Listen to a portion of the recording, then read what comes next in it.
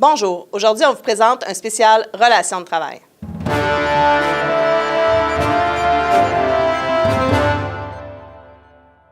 Alors aujourd'hui, pour notre spécial Relations de travail, on reçoit Benjamin Chicoine, qui est le vice-président aux Relations de travail pour les succursales et les bureaux. Alors bonjour Benjamin. Bonjour Katia, bonjour tout le monde. Tu voulais nous parler de plusieurs sujets, entre autres de l'arbitrage pour la prime de directeur remplaçant. Oui, absolument. C'est un litige qui est survenu au début de l'année 2015. L'employeur a décidé de descendre drastiquement les primes qu'il octroyait lorsqu'un membre fait du directeur remplaçant, autant au niveau des 2 semaines prioritaires pour les COS et les CPOS que toutes les autres là, qui pourraient le faire de façon en dehors finalement de la clause 5003 de la Convention collective. Notre contestation se situait plus particulièrement au niveau des 2 semaines qui doivent être offertes prioritairement au COS, CPOS, qui est prévu aussi, comme j'ai dit tout à l'heure, dans l'article 50 de la Convention collective.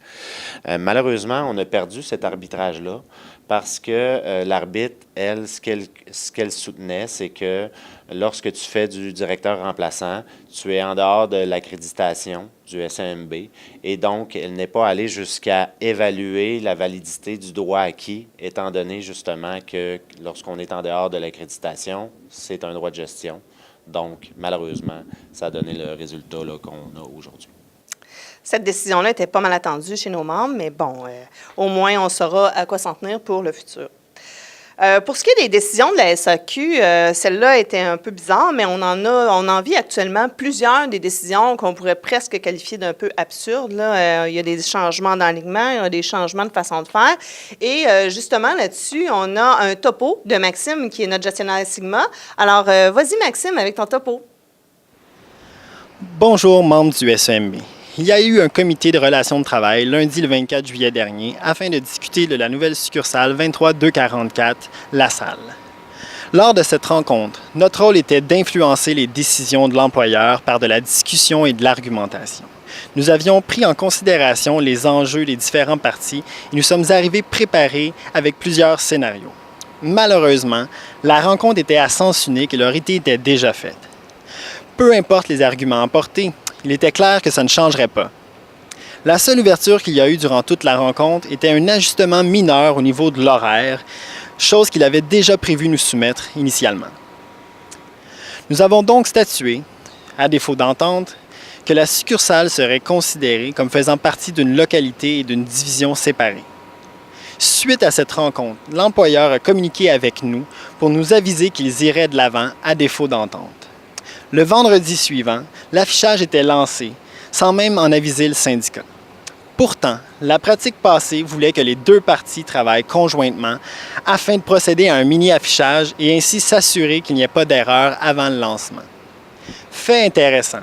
Nous terminons actuellement une enquête puisque nous avons appris que le directeur de secteur responsable du dossier se serait présenté sur le terrain afin de discréditer le SEMB suite à cette rencontre. Pourtant, l'employeur est le seul responsable du résultat actuel et, à titre vindicatif, il a conservé l'horaire initialement proposé. Si jamais vous avez plus de questions sur le mini-affichage, veuillez communiquer avec votre délégué responsable. N'oubliez pas non plus que vous avez jusqu'au 15 août prochain pour soumettre votre nouvelle disponibilité. Merci. Merci beaucoup, Maxime. Merci, Katia. Merci, Maxime.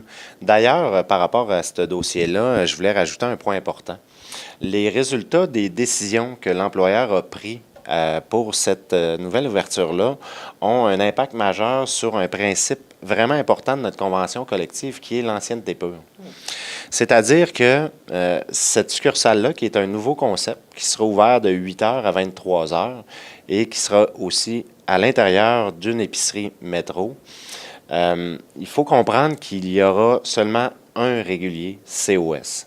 Ce régulier-là, COS, aura un horaire vraiment laid, avec 3 soirs, puis en plus de ça, des soirs tardifs.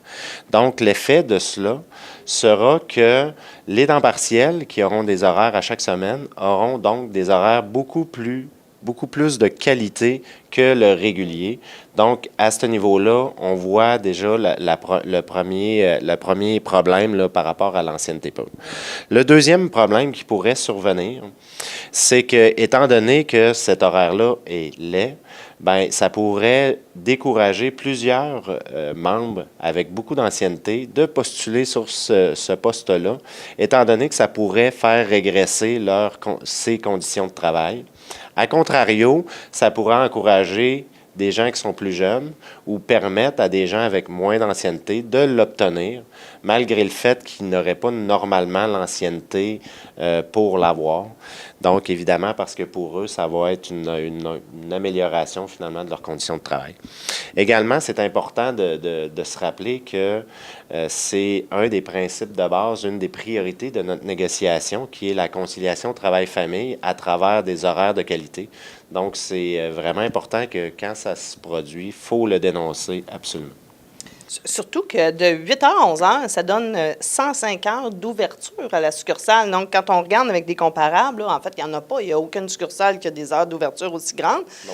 Mais il y a beaucoup plus de postes réguliers dans les postes qui ont des heures élargies d'ouverture. Effectivement, quand on regarde là, leurs prévisions de vente, qu'on les compare avec des succursales qui auraient à peu près les mêmes budgets et les mêmes objectifs de vente, on se rend compte qu'effectivement, il va y avoir moins de réguliers dans cette succursale-là que pour une succursale relativement semblable. Pour ce qui est des mesures disciplinaires, on a l'impression qu'il y en a plus ces temps-ci. Est-ce que c'est juste dans nos têtes ou si c'est le cas aux relations de travail? Bien, on est en train d'analyser la situation, mais il semble y avoir une affluence vraiment élevée de remises de mesures disciplinaires. Il faut prendre en considération la lettre d'entente qui a été signée là, sur l'article 21 de notre convention collective, les mesures disciplinaires et non disciplinaires. L'esprit en arrière de ces discussions-là était de changer un peu la façon de voir ou d'intervenir en matière disciplinaire.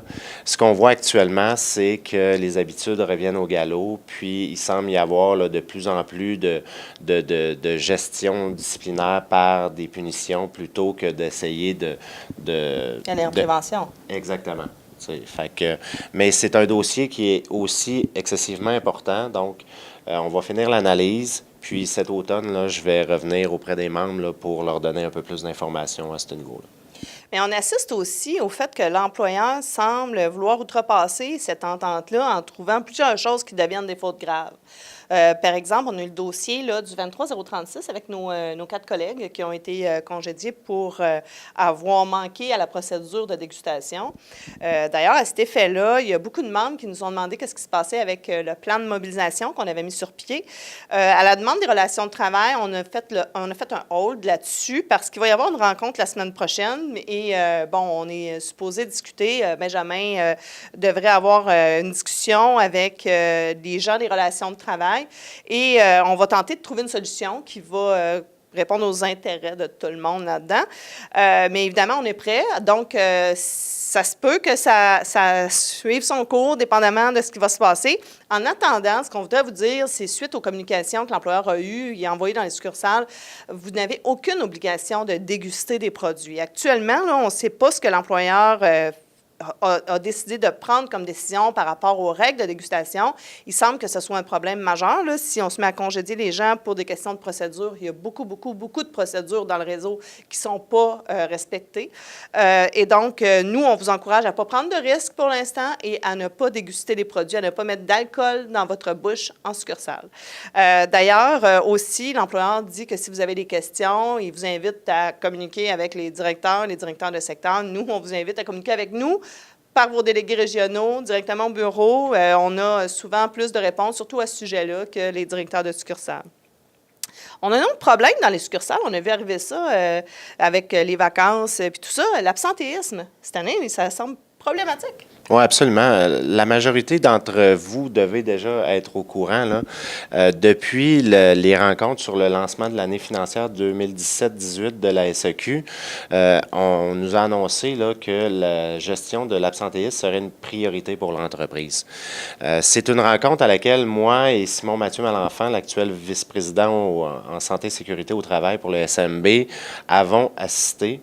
Puis, depuis ce moment-là, étant donné que ça pouvait avoir un impact majeur sur nos conditions, sur notre vie en succursale, on s'est mis à essayer de colliger le plus d'informations possible. On a eu certaines rencontres avec l'employeur.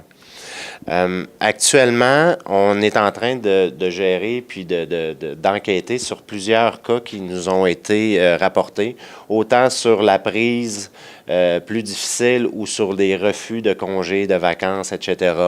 Autant sur la façon qui est gérée les invalidités, les accidents de travail. Également sur l'ajout de certains documents qui doivent être remplis lorsque tu es en invalidité. Soit dit en passant, là, ça va être important si jamais il y a ce genre de documents-là qui vous sont proposés. C'est excessivement important que vous ne signiez rien. Puis également, là, il y a d'autres problèmes là, qui découlent justement exactement de cette gestion-là. Donc, si nos inquiétudes se voit confirmé? Exactement. Va falloir que vous participiez, vous, l'ensemble des membres, avec nous pour être capable de récolter le plus d'informations possible, le plus de cas à ce sujet-là.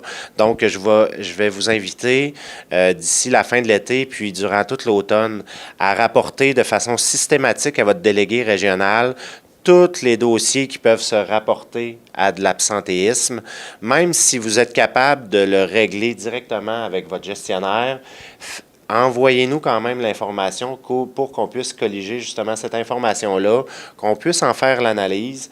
Puis, suite à ça, lorsqu'on aura fait une enquête complète, on reviendra là, auprès des membres pour leur dire là, quels sont les moyens ou j'ai un blanc de mémoire, excuse-moi. Les méthodes à prendre pour mettre ça à jour pour qu'on soit en mesure d'intervenir. Exactement, c'est ça que je voulais dire. Merci, Katia. D'autant plus que on sait que l'absentéisme, c'est une priorité de négociation pour l'employeur. Donc, il est en train de mettre, on dirait, sur pied ce qu'il voudrait voir apparaître dans le futur. On a une solution pour lui, l'employeur. Hein, les employés qui sont heureux dans leur travail ont tendance à être moins absents et ça demande beaucoup moins de gestion. C'est une bonne option. Donc, merci beaucoup, Benjamin, d'avoir participé à cette capsule-là pour nos membres. Et à la prochaine. Merci, Katia. Bye-bye tout le monde. Bonne fin d'été.